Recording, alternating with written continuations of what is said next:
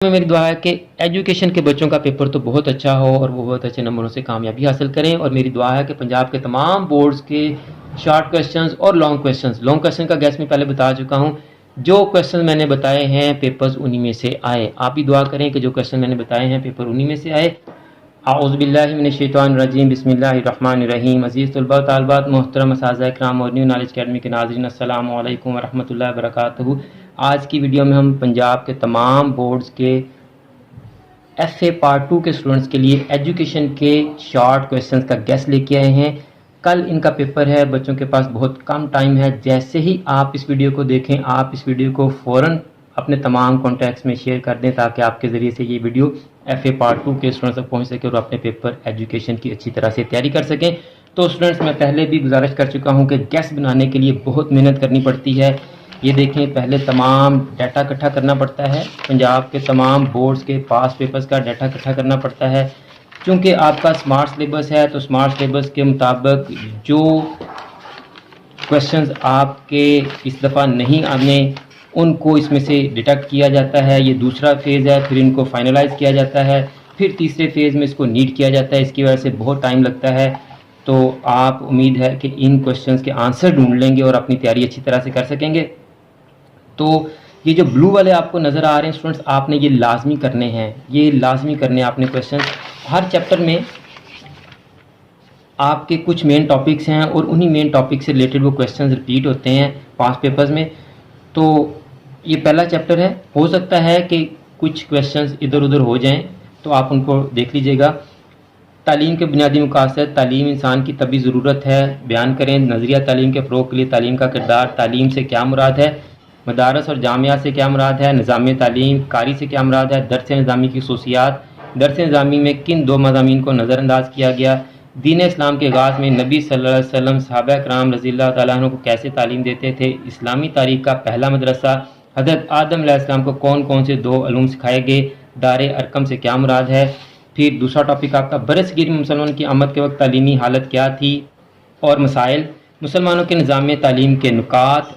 جب بھی نکات، خصوصیات یا فوائد پوچھے گا تو آپ نے 2 سے 4 یاد کرنے ہیں، کیونکہ وہ 2 بھی پوچھ رہا ہے، بعض دفعہ 3 بھی پوچھ رہا ہے، 4 بھی پوچھ رہا ہے، تو نکات آپ کم از کم 4 یاد کریں۔ 2 بھی پوچھے گا تو آپ 2 بتا سکتے ہیں آپ سے، جیسے یہاں تعلیمی خدمات ہے، آپ 4 خدمات یاد کریں۔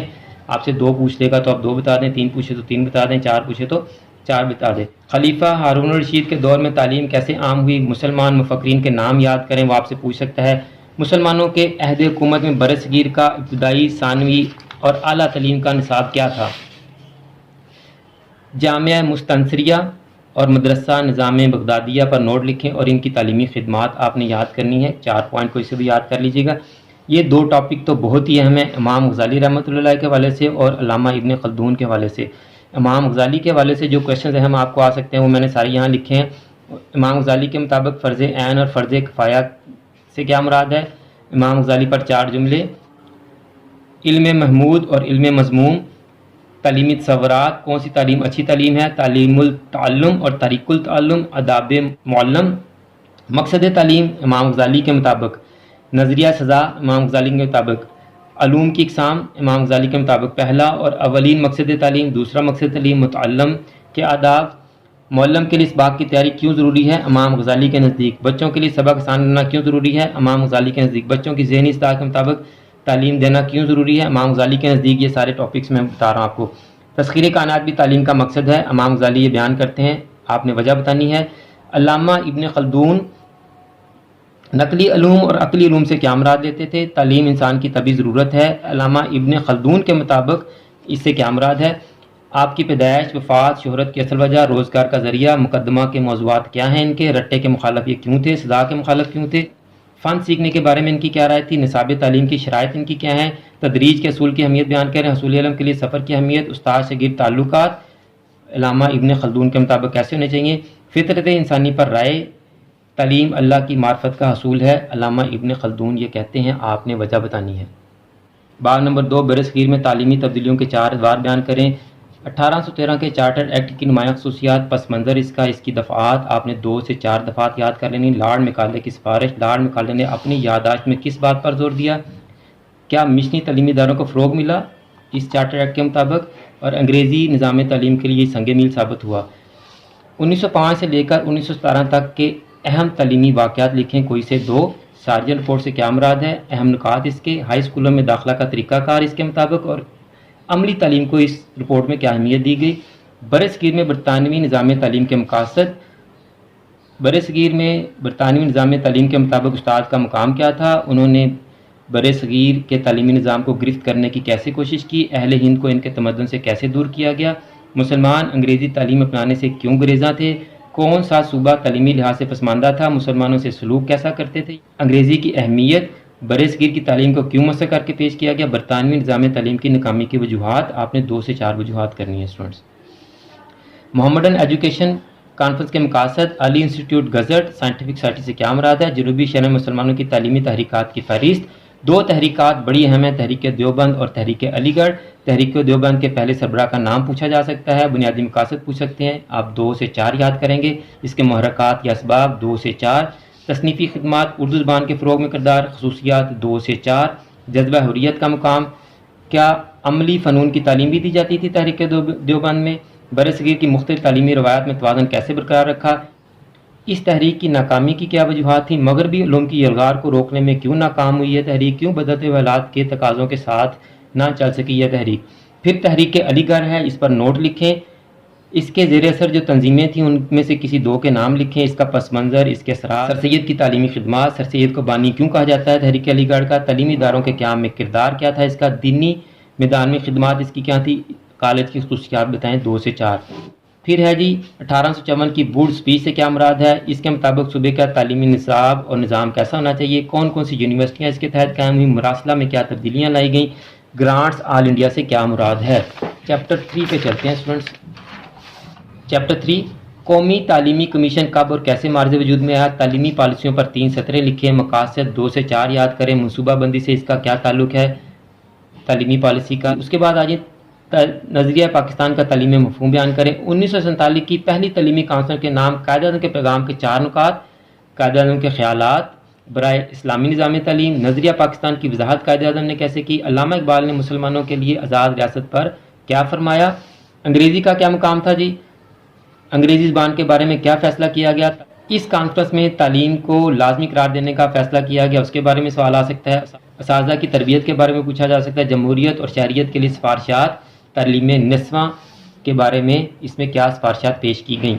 اب تعلیمی کمیشن 1959 کی 2 تجاویز، مجوزہ نظامی امتحانات کے 2 فوائد، یہ کمیشن کب اور کیسے بنا، اس کی تجاویز آپ نے 2 سے 4 کرنی ہے، اس کے تحت نظامی امتحانات کیسا ہونا چاہیے، ٹیکسٹ بک بورڈ کے بارے میں کیا فیصلہ کیا گیا، امتحانی بورڈ بارے کیا فیصلہ کیا، ڈگری پروگرام کے لیے کیا سفارشات اس کمیشن میں پیش کی گئیں۔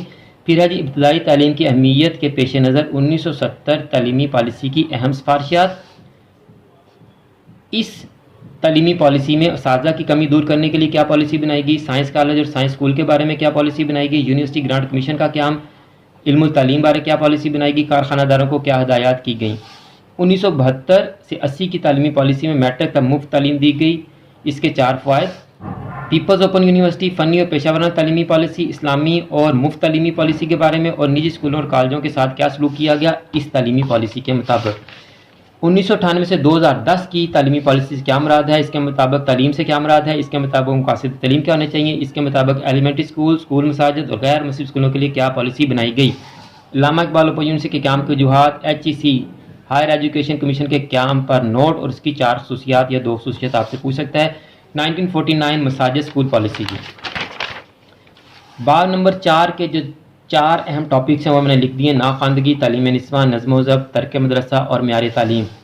ناخواندگی کے بارے میں جو کوشچنز آپ کو آ سکتے ہیں، پاکستان میں ناخواندگی کی تعریف، خواندگی کے اصطلاحی معنی، وجوہات، پھر ہے جی ناخواندگی کیا وجوہات ہو سکتی ہیں، پھر کہتا ہے تعلیم بالغاں کے منصوبوں کی کمی ناخواندگی کی وجوہات ہو سکتی ہیں یا نہیں، آبادی میں اضافہ بھی ایک وجہ ہے ناخواندگی کا، یہ سوال اس طرح سے پوچھ سکتا ہے، کیا آبادی میں اضافہ ناخواندگی کی ایک وجہ ہے، یونیسکو کے مطابق شرح خواندگی کی کیا تعریف ہے جی، تعلیم نسواں سے کیا مراد ہے، اس کی ضرورت کیوں پیش آتی ہے، لڑکیوں کے لیے غیر ملزم نصاب سے کیا مراد ہے، لڑکیوں کے لیے تعلیمی اداروں کے کم ہونے کی وجوہات، پاکستان میں عورتوں کی تعلیمی صورتحال، پڑھی لکھی خواتین کا ملک کی ترقی میں کردار، اولاد کی تعلیم و تربیت میں عورت کا کردار، نظم و ضبط سے کیا مراد ہے، बद नज़मी की कोई एक मिसाल या 2 मिसालें पूछ सकते हैं आपसे। कमी के इसबाब यानी नज़्म व ज़ब्त की कमी के क्या इसबाब हैं। नज़्म व ज़ब्त की कमी में सियासी जमातों का किरदार, नज़्म व ज़ब्त की कमी में तालीमी इदारों की पाबंदियों का किरदार, तालीमी निज़ाम में इंसराम पर नोट लिखिए, नज़्म व ज़ब्त कंट्रोल का अमल है, बयान करें। पाकिस्तान में तर्क मदरसा जी, तर्क मदरसा की शरह, काबू पाने के लिए इक़दामात, 2 से 3 इक़दामात आपसे पूछ सकते हैं। तर्क मदरसा से क्या मुराद है, तर्क मदरसा और तारक मदरसा से क्या मुराद है। वजूहात, आप 2 से 4 वजूहात याद करेंगे तर्क मदरसा की वजूहात। ज़ाती मजबूरियान मसाइल तर्क मदरसा की वजह बनता है। माशरती हालात, साजा की तरबियत और रवैया, स्कूलों के हालात और सूलतों का फकदान तर्क मदरसा की वजह है, आपने वजह बयान करनी है। तालीमी इदारों में दाखिले की सूरत हाल, म्यार तालीम से क्या मुराद है जी, तालीम का हिंसी या अददी पहलू, म्यार तालीम जांचने के सिफाती पहलू, तालीम के बारे लोगों के अमूमी रवैये का किरदार और बेहतरी के लिए आपने तजावीज़ पेश करनी है। बाब नंबर 5 आपके एंड पे जो शॉर्ट क्वेश्चन हैं आपने यही सारे याद कर लेने हैं, यही बड़े अहम हैं। इसके अलावा जो क्वेश्चन आपके बन सकते हैं वो मैंने बता दिए आपको। तदवीन कैसे की जाती है, निसाब की तदवीन कैसे की जाती है, हुकूमत कैसे निसाब साजी करती है, नफाज निसाब में कौमी इदारों के किरदार पर नोट लिखें, प्लस नफाज के 2 मरहले बयान करें जी। तो स्टूडेंट्स ये आपके अहम शॉर्ट क्वेश्चन थे, मैंने जल्दी आपको एक्सप्लेन कर दिया है। अगर कोई समझ ना आए तो आप मैसेज में पूछ सकते हैं, मैं आपको एक्सप्लेन कर दूंगा। और अगर आपने अभी तक चैनल सब्सक्राइब नहीं किया तो चैनल को सब्सक्राइब कर लें, बेल आइकन को दबाकर ऑल नोटिफिकेशन को ऑन कर दें ताकि तमाम वीडियोस आपके पास इन टाइम पहुंच सकें। और आप इस वीडियो को ज़्यादा से ज़्यादा फॉरवर्ड करें ताकि बच्चों का ज़्यादा से ज़्यादा फ़ायदा हो सके। आखिर में मेरी दुआ है कि एजुकेशन के बच्चों का पेपर तो बहुत अच्छा हो और वो बहुत अच्छे नंबरों से कामयाबी हासिल करें। और मेरी दुआ है कि पंजाब के तमाम बोर्ड्स के शॉर्ट क्वेश्चन और लॉन्ग क्वेश्चन का गैस मैं पहले बता चुका हूँ, जो क्वेश्चन मैंने बताए हैं पेपर्स उन्हीं में से आए। आप भी दुआ करें कि जो क्वेश्चन मैंने बताए हैं पेपर उन्हीं में से आए। आखिर में मेरी दुआ है कि अल्लाह ताला तमाम स्टूडेंट्स को, मेरे तमाम नाजरीन को और पूरी उम्मत मुसलमान को दीन और दुनिया के तमाम इम्तिहानात में कामयाबियाँ अता फरमाए, हम सब की बख्शिश और मग़फ़िरत फरमाए और ख़ात्मा बिल ईमान फरमाए। मुझे भी अपनी दुआ में याद रखा करें। अगली वीडियो तक के लिए फ़ी अमानिल्लाह।